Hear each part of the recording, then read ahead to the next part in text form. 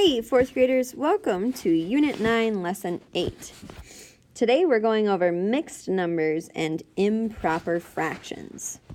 So let's talk about which is which. Now, you'll notice that I'm teasing your appetite here and posting some pictures of pizza. Now I'm hungry too. Now, a mixed number is just the way its name sounds. It's a mix between a whole number and a fraction. So 1 and 1/2 is how you'd read this mixed number. You say the whole number first, 1. You say the word and, then you say the fraction, 1/2. So 1 and 1/2 pizzas are represented here in this picture. An improper fraction is, again, like the name sounds. It's improper or not proper. And what that means is the numerator is larger than the denominator. So for example, we take a look at this fraction here, and I see 12 on top, 8 on bottom. This is an improper fraction because the numerator 12 is larger than the denominator 8. So I found this by taking this pizza, which would be split into 8 pieces. Its whole would look like 8 over 8. It's one whole pizza, or 8 out of 8 pieces. Plus our half pizza, which would be 4 out of 8 pieces. When we add that together, we get 12 over 8, which is an improper fraction. So let's take a look at how do we get mixed numbers. So this is a mixed number because it's composed of a whole number and a fraction. We would read this as 5 and 2/3. The way that you would get this mixed number, if we break it down, would be 1 plus 1 plus 1 plus 1 plus 1, which is 5 whole ones, plus unit fractions 1/3 and 1/3.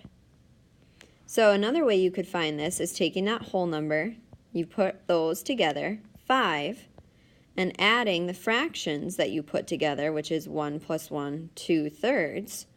5 plus 2/3 gives you the mixed number 5 and 2/3. Now remember, to show this chain, one whole looks like the same number over the same number. So like 3 over 3 or 10 over 10. So this isn't an improper fraction. This would be the same as one whole. So anytime you see the same number over the same number, that's okay. That's not an improper fraction. That's the same as one whole. Now, another way to write this, instead of doing one whole, is to put the fraction form. So you may be wondering, why did I choose 3 over 3? Well, the reason I did that is because I noticed that the buddy fraction with our whole number was in thirds. So we want to keep it the same. So I changed this whole number 1 into thirds, or 3 over 3. Remember, that's the same thing as one whole. And another 3 over 3 is also the same as one whole. And we have a third one whole, a fourth one whole, and a fifth. So altogether, these 3/3, again, I chose thirds because the buddy fraction was thirds, is equal to 5 as our whole number. Then we add the fraction buddy, which is 2/3, to get 5 and 2/3. Now, you may have noticed that I continued this chain to see that an improper fraction is equivalent to a mixed number. So to convert this mixed number into an improper fraction, convert is a sophisticated word for change, you would add up those numerators. Again, the buddy fraction is important. I used thirds for a reason because 5's buddy fraction was in thirds. So 3/3, that's one whole. 3/3, that's a second whole. When I add these together, so 3 plus 3 plus 3 plus 3 plus 3 plus 2, you end up with 17/3. That's an improper fraction, but it's equivalent or equal to 5 and 2/3. Crazy! Now, I showed you on the previous page the long way of changing a mixed number to an improper fraction.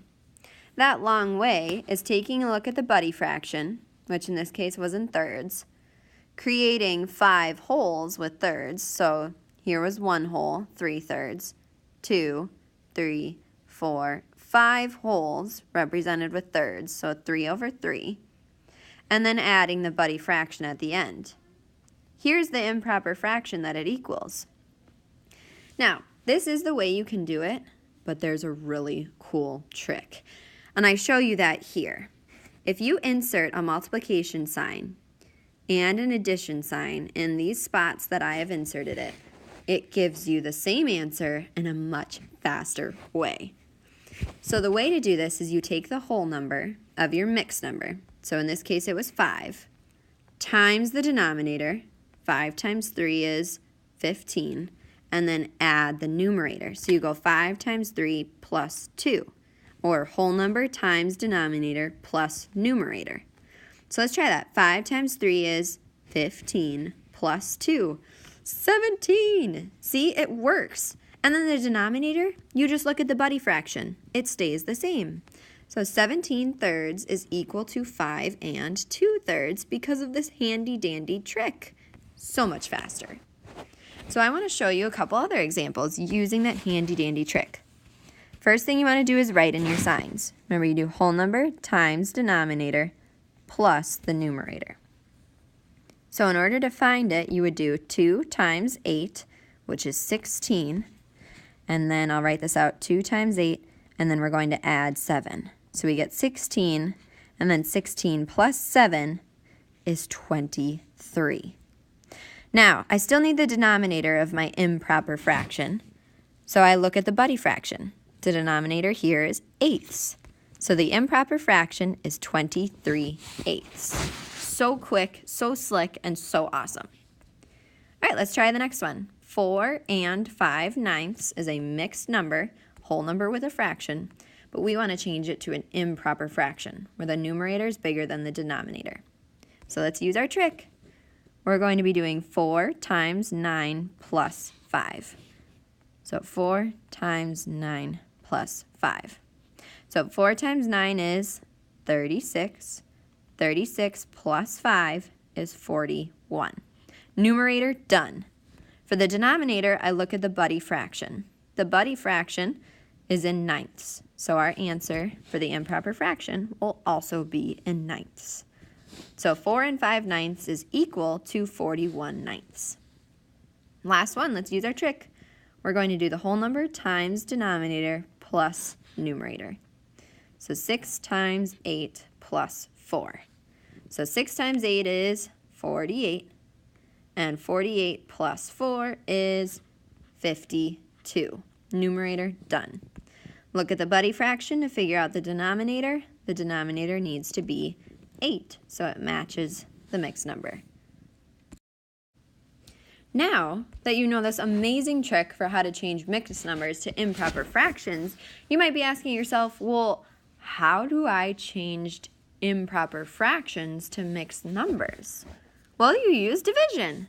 Now, you may remember from the beginning of this year, middle of this year actually, when we learned long division, we learned also how to make a fraction with the remainder.